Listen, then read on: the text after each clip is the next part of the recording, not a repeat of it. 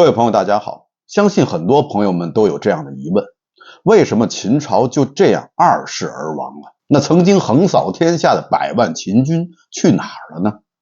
别的不说，就是当初秦王派遣征伐岭南、征伐南越的就有50万秦军。那么在秦朝行将灭亡之际，这50万秦军为什么不北上秦王呢？为什么就这样任由秦朝灭亡呢？关于这一点呢，实际上史学界已经有了一个统一的认识，但最近我在网上却看到了另外一个观点，令我时而瞠目结舌，时而热泪盈眶。他是这样说的：当时是南征军的副统帅赵佗去咸阳面见秦始皇，当时的秦始皇已经病重，他是望着赵佗对他说：将军，我问你一个问题，如果到时中原有变，你将怎么做？赵佗毫不犹豫地回答：臣乃老秦人，必将率兵北上秦王。秦始皇凝视着赵佗，缓缓地说道：将军切勿如此，将来一旦中原战局不测，南海军切勿北上靖乱，要马上断绝杨越古道，不使中原的乱局波及南天。将军谨记，老秦人北上，则华夏从此无南海矣。赵佗听罢是啼泪俱下，拜伏于地。多么感人的情景啊！秦始皇心中装的并不仅仅是一个秦朝，而是整个的华夏民族。这是一个何等博大的胸怀啊！秦始皇真不愧为千古一帝。而当后来中原真的发生暴乱的时候，已成为南军统帅的赵佗坚决地执行了秦始皇的旨意，没有北上靖乱，只是断绝了与中原联系的道路，为华夏守住了南天这一片新拓的疆土。看完这段情节，我是深为震撼。自谓对历史知识还多少有些了解的我，竟然完全不知道这段情节的史料出处。我为自己的无知感到惭愧，于是又重新翻找资料。好在并不难，就发现了这段情节的出处是出自于孙浩辉的《大秦帝国》。没错，这段被很多人当作史料进行转载，并由此来证明秦始皇博大胸怀的所谓史料，竟然是出自于一本小说。《大秦帝国》这本小说可能很多朋友都比较熟悉，这部小说还曾经被改编成了电视剧，引起了一时的轰动。这本小说的作者就是孙浩辉先生。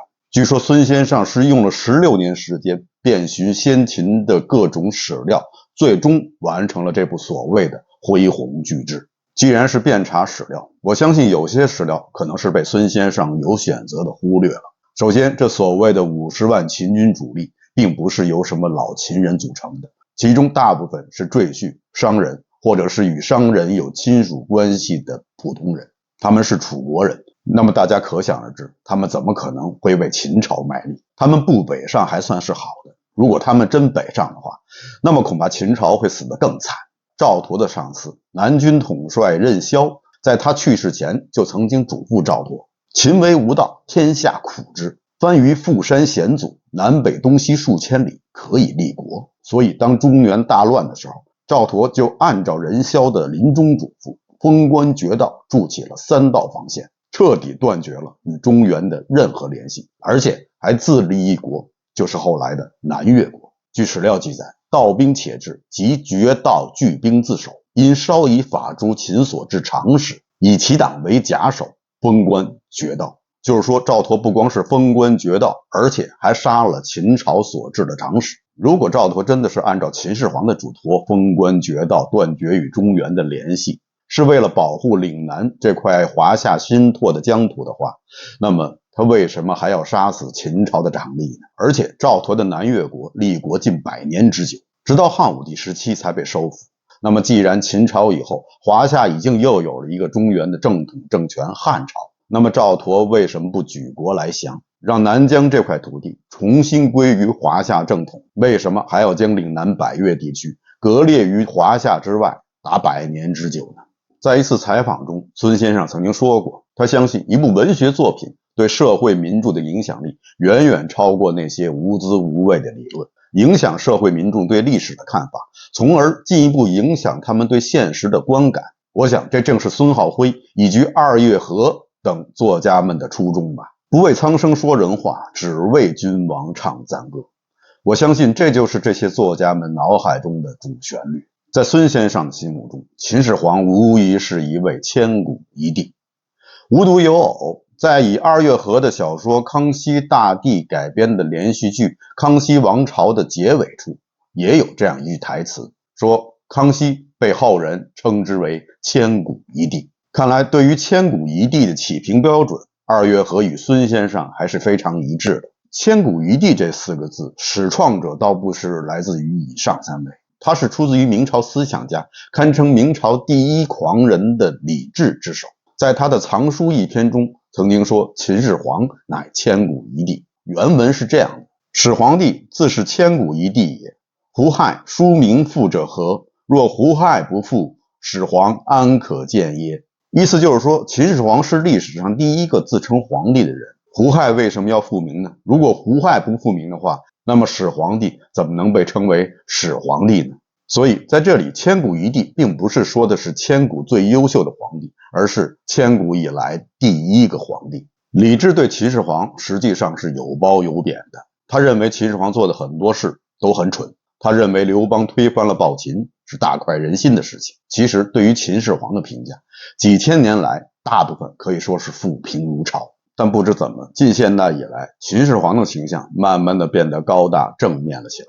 有很多人对秦始皇的所谓功绩是赞不绝口，这些所谓的功绩被称颂最多的就是秦始皇征服6国，建立了一个大一统的政权，而且他还统一文字、统一货币、统一度量衡，所谓的车同轨、书同文，这些功绩都赫然地写在了我们的历史教科书中，成了一个历史的定论。很少有人对此提出质疑，即使有人质疑了，但由于这样的声音过于微弱，也很快的被汹涌而来的人声鼎沸而淹没。今天呢，我们就来聊聊这些所谓的功绩中所掺杂的水分。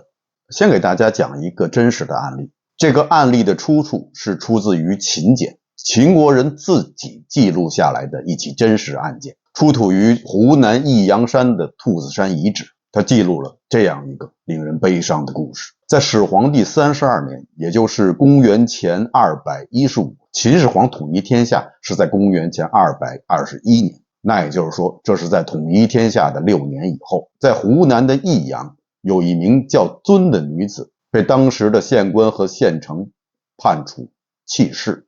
所谓弃市，就是要将罪犯在街头闹市区当众处决，并且弃尸的时间至少要在10天以上，10天以后尸体将被丢在城外的乱葬岗上。这对古人来说是一项非常严厉的处罚。那么这名叫尊的大字不识的民妇到底做了什么，让他受到如此严重的惩罚呢？他的罪名很简单，只有几个字，叫责不取刑钱。这到底是什么意思呢？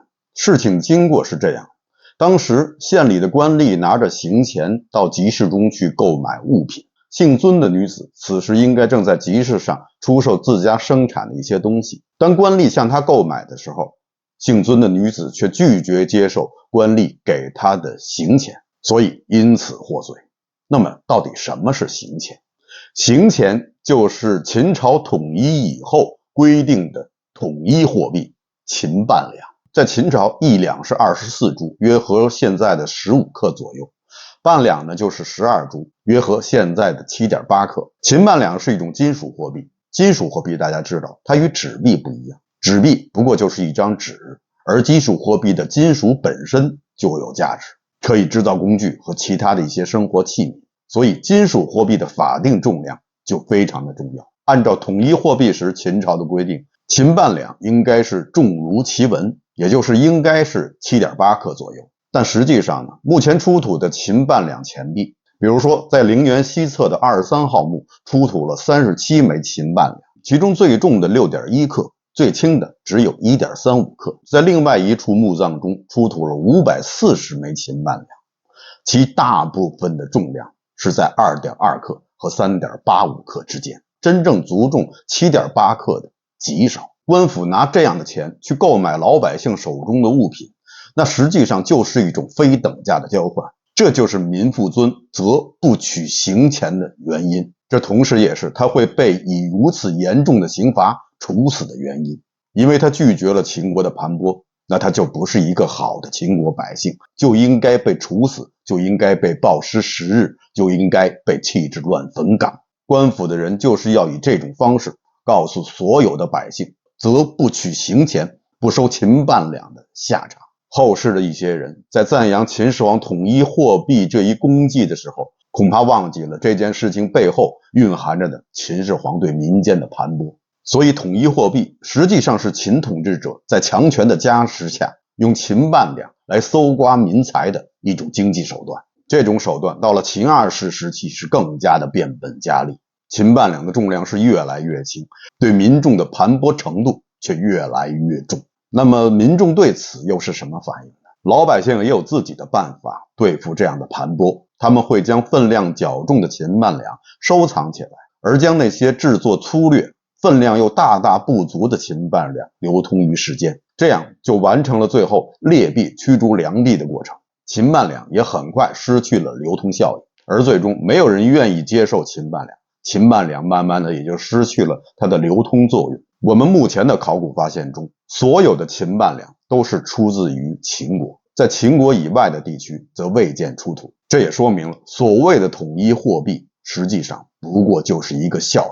说到这儿我不由得想到，秦半两重量的人为减重与超发货币二者之间是否有着异曲同工之妙呢？还有一个被很多专家们所津津乐道的秦始皇的功绩之一，就是统一文字。为了证明当时各国文字上的差异性以及统一文字的必要性，专家们还举了一个非常鲜明的例子，就是马这个字的7种不同写法。似乎是想说明，如果秦始皇没有统一文字的话，那么现在我们可能就要学习7国的文字才能进行有效的文字沟通了。但实际上真的是这样吗？战国时期大家都知道，各国之间人员交流频繁，更有那些纵横家往来穿梭，但我们从来没有听说过有翻译这个职业。你写给他国的信需要一个翻译，没有一条史料记载不同国家之间人们的通信对方会看不懂，这些都足以证明当时的文字并不足以构成语言交流上的障碍。这些都是过分强调了当时文字上的差异性，而忽略了汉字的共性。战国时期各国之间的文字虽然有所差异，但追根溯源，他们文字的源头都是一致的。大家知道，商朝时期全国统一的文字是甲骨文，到了西周晚期则是纣文。后来到了春秋战国时期，因为诸侯分裂，文字的差异性开始慢慢的显现出来，但即便如此，各国文字的源头仍然是一致的，所以万变其实并不离其宗。即使有一些差异性，但并不影响各国之间的文字交流。东汉时期的许慎写了一本书叫《说文解字》，其中收集了6国与秦国不同的文字，总共有400多个，而当时已经收录的文字达到了8717个，400个字只占其中的不到 5%， 那也就是说6国的文字中 95% 的字是相同的。即使是这不同的400多个字中，有很多其实差别也不大，只是多一笔少一笔的事，或者是偏旁的位置不同，读音和意思基本上都是相同的。读到这些字的人稍作分析也不难看懂。像刚才提到的马字居然有7种不同的写法，像这样的字连5个都找不到，那更是一个特例中的特例。那么是不是如果没有秦始皇的话，那么7国的文字就无法得到统一呢？我相信肯定不会。中庸中有这样一句话：今天下车同轨，书同文，行同伦。中庸的作者一般认为是孔子的孙子子思，他是战国初期的人。车同轨，书同文这句话呢，后来经常被用来赞颂秦始皇的功绩，但实际上这句话根本就不是他说的。按子思所言，在战国初期的时候，车同轨，书同文已经成为一个普遍的趋势。所以即使没有后来的秦始皇统一6国，中国的汉字也会逐渐的走向一致，即使是仍有差异，但也绝对不会影响正常的沟通。大家想，即使是到了近现代，孔乙己还说回字有4种不同的写法呢，其实还不止，但丝毫不会影响大家对回这个字的理解。咱们再来看看秦始皇是怎么统一文字的。按理来说，统一文字这项工作应该是一个庞大的工程，需要做大量的工作。而秦始皇呢，他所做的只是下了一道诏令：罢其不与秦文合者，就是将六国中与秦文的小篆不同的字全部废除。不管六国中的这些异体字是否比秦文的小篆更加利于沟通。大家知道，在七国中，秦国的军事实力是最强的，但如果说到文化方面的话，它有可能是最弱的。秦始皇的这道指令可以说是简单粗暴，唯我独尊。不管我秦国的小篆是优是劣，各国都要照我的来。其实当时在各国中，在文字方面的一些发展是当时的秦国远远不及的。比如说三晋与楚国，当时已经出现了类似于标点符号的东西，用于分句和分段，但这因为与秦文不同，全部都被废除掉了。这也就使得标点符号的问题一直到了近现代才得以解决。所以秦始皇所主导的统一文字，在一定程度上又是劣币驱逐良币的过程。更有意思的是，秦始皇要将六国的文字统一为秦国的小篆，但最终天下共用的文字则是隶书。隶书的得名是出自于一名徒隶，叫程邈。徒隶实际上就是我们现在的劳改犯。他当时看到狱卒们在用小篆记录一些文件的时候，小篆的字体很多是弯曲的，在竹板上很难刻。程邈为了方便，就改取为直，最后慢慢创立了隶书。最后统一的文字是隶书而不是小篆，由此也可以说明秦始皇在统一文字方面实际上做的并不成功。除了统一货币和统一文字以外，秦始皇另外一些经常被提及的功绩就是统一度量衡以及车同轨。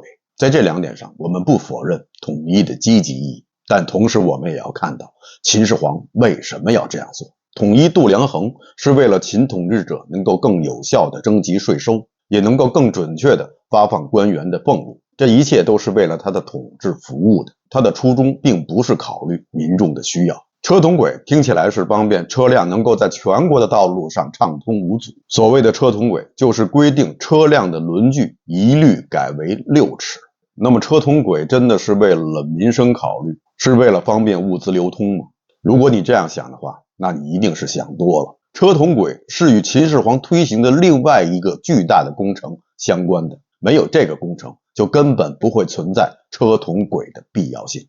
这个工程就是著名的秦直道，或者叫秦驰道。而秦驰道是做什么用的？第一，它是秦始皇的专用车道，可以方便秦始皇四处出巡。再有，秦驰道也是秦朝的运兵的高速通道，它的存在可以使秦兵高速的从一个地方转移到另外一个地方。有了秦驰道，秦始皇就可以不必分封诸侯了，就可以实行他所希望的郡县制了。因为他的军队可以快速地赶到任何一个他们想要去的地方。在很多人的心目中，秦始皇最大的功绩就是统一中国。因为经过多年的熏陶，大一统的观念已经深入人心，大一统已经成了最高的政治正确。不管采用什么手段，只要是实现了大一统，这都是一项丰功伟绩，足可以彪炳千古。所以不管秦始皇做了多少错事，只要是他实现了大一统，那他就是千古一帝。首先要说的是，就建立统一的中央王朝而言，秦始皇并不是第一个实现大一统的。在他之前还有商汤，还有周武王。即使是到了西周，周王时已经实力非常的虚弱，甚至经常受到诸侯们的嘲弄，但他仍然是天下共主。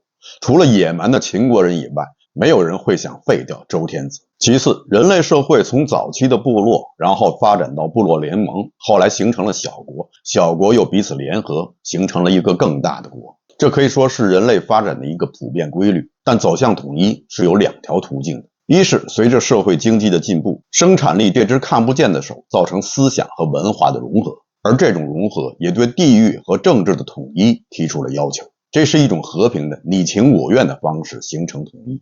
还有一种呢，就是通过战争，这是人类社会野蛮时代的产物，这也正是秦始皇统一六国所实行的手段。有人说，不要管秦始皇是怎样实现统一的，毕竟客观上他完成了统一，也结束了多年的战乱。战乱会使更多的老百姓失去生命，秦始皇结束内乱，天下一统，就是救了这些老百姓的命。但事实真的是这样吗？据葛剑雄教授的中国人口史统计，在商鞅变法之前，也就是战国中期列国纷争，但也就是在这个时期，中国的总人口达到了4500万，不减反增。而战国后期，秦国发动了对六国的灭国之战。据东晋的皇甫谧在他的帝王世纪中统计，秦灭六国当时杀伤的人口相当于总人口的2/3。据统计，到了西汉初期，中国总人口只剩下了1500万。也就是说，伴随着秦国的崛起，伴随着他对六国的征战，伴随着秦始皇和秦二世2代的残暴统治，中国的总人口直线减少。这又怎么能说这个统一的王朝挽救了更多人的生命呢？可能还会有人说，做任何事情都要付出代价的，那些死去的人就是大一统所要付出的代价。到底谁应该付出代价？付出代价的难道不应该是那些最大的受益者？最大的受益者是秦始皇以及他所代表的统治阶层，他们付出了什么代价？到底谁是代价？秦国以及六国的老百姓才是代价。有些人总想着梦回大秦，能够站在秦始皇的身边指点天下，但恐怕他忘记了，极大的可能，如果他回到大秦的话，他就是代价。六国的老百姓是否愿意，自不待言。就单说秦国的老百姓，他们真的觉得幸福吗？秦统一以后开始了一段时间，确实那些秦国人为自己的国家感到自豪，觉得自己相较于六国其他国民而言，自己是高人一等，是战胜者。在秦始皇的眼里，他们与六国人没有任何的区别，都是待割的韭菜。但此时明白也已经晚了。其实早在秦统一六国之前，很多秦国的百姓就用脚投票，纷纷逃出秦国。关于这方面的史料很多，而且大多是出自于秦国自己的记载。比如说出土的睡虎地竹简和岳麓竹简，上面都有大量的秦人逃亡的记录。说到睡虎地竹简，让我想起了一个网络上热炒的话题。在已出土的竹简中发现了一条秦律，说的是按照秦律，如果没有按期抵达所要求去的地方服徭役的话，逾期者将被罚款，罚款的数额是1副铠甲的价钱。而如果中途遇到大雨逾期，那无需承担任何罪责。不是陈胜吴广起义的时候说逾期当斩。所以很多人看到这条秦律以后是如获至宝，他们觉得这彻底颠覆了人们对秦朝的认知。秦朝并没有那样的暴秦，它的法律很宽松，很有人情味。很明显，这些人是选择性的忘记了在出土的诸多的竹简中所记载的秦朝律法对百姓的残酷。比如说我们前面提到的民妇尊的案例，关于秦朝暴政的史料可以说是不胜枚举。而这些史料记载的是一些真实发生的事情，并不像睡虎地这条竹简中的记载只是停留在纸面上的一条秦律。如果这一点也能够采信的话，那么在某国的宪法中说某国的人民拥有结社的自由，拥有上街游行的自由，有投票的自由，有言论的自由，这些你真的相信吗？你是会相信这印在纸上的字，还是相信真实发生的事？秦国有很多人不想为秦民，六国的人更不愿意为秦民。当年长平之战的时候，纵横家苏代曾经去咸阳求见当时的丞相范雎。苏代说了这样一番话，说当年秦国围攻上党的时候，上党的百姓全部都跑去了赵国，天下不乐为秦民之日久矣。现在如果说灭了赵国的话，那么北边的赵国人会跑到燕国，东边的战国人会跑到齐国，南边的会跑到韩魏两国，你秦国得到的不过是一块没有人的土地。苏代这番话范雎无法反驳，因为他知道苏代说的就是事实。在苏代劝说范雎之前的几年，荀子曾经进入了秦国，这在当时对于秦国而言，那可谓是一件文化盛事。因为在此之前，所有的儒学宗师，包括孔子、孟子，都遵守着周游天下不入秦的惯例。荀子算是第一位进入秦国的大儒，当时是受到了丞相范雎以及秦昭王的热情接待。荀子对秦国也说了一些赞誉之词，说秦国人民风淳朴，而且还说他们甚为有司而顺，就是他们很怕当官的。说秦朝的官员非常廉政，每天不是去衙门处理公事，就是回到家里2点成一线，没有娱乐，没有社交。受到热情接待的荀子当然不会说秦国太多的坏话，但字里行间我们也能够看出秦国与当时六国的不同。当然了，荀子能看到的也一定是秦国的统治者希望他能看到的。荀子虽然夸奖了秦国一番，但他也没有留在秦国，他最后还是来到了楚国，在那里终老。在六国之中，楚国与秦国是区别最大的。六国中的其他5国，要么有的像韩国、魏国那样曾经经历过法家的变法，要么像赵国那样，也在一定程度上受到了法家思想的影响。所以在秦国征服他们以后，他们对于秦国暴政的适应能力明显要比楚国强得多。楚国的民风以及它的文化与秦国的专政统治有着很大的冲突，所以秦统一以后，楚地的反抗也是最剧烈的。这可能也就是为什么人们常说的楚随三户，亡秦必楚的原因之一。关于秦始皇，有些人津津乐道的就是贾谊过秦论中的这样几句，说他奋60之余烈，镇长策而一宇内，吞2州而亡诸侯，履至尊而知6合，执敲扑而鞭挞天下，威震四海。但他们通常忘记了贾谊的后面几句话：一人作难而妻妙堕，身死人手为天下笑者，何也？仁义不施，攻守之势异也。还有这一句：秦王怀贪鄙之心，行自愤之志，不信功臣，不亲市民，废王道而立私爱，焚文书而酷刑罚，先诈立而后仁义，以暴虐为天下事。这应该是对秦始皇最好的评价。在如何评价秦始皇的这个问题上，让我想到我们又该如何看待历史。历史当然是由诸多的历史事件组成的。我们通过研究这些历史事件，发现历史本身存在的那个冰冷的逻辑关系。所以历史事件当然是很重要的，但我们也不能忘记，所有的这些历史事件都是由人的参与和创造出来的。在这个意义上来讲，所有的历史都是关于人的历史，不是关于历史事件的历史，也不是关于历史的历史。人应当成为历史的目的，而不应该是历史要达到某种目的而实行的手段。所以合乎人性的历史就是好的历史，不合乎人性的历史就是不好的历史。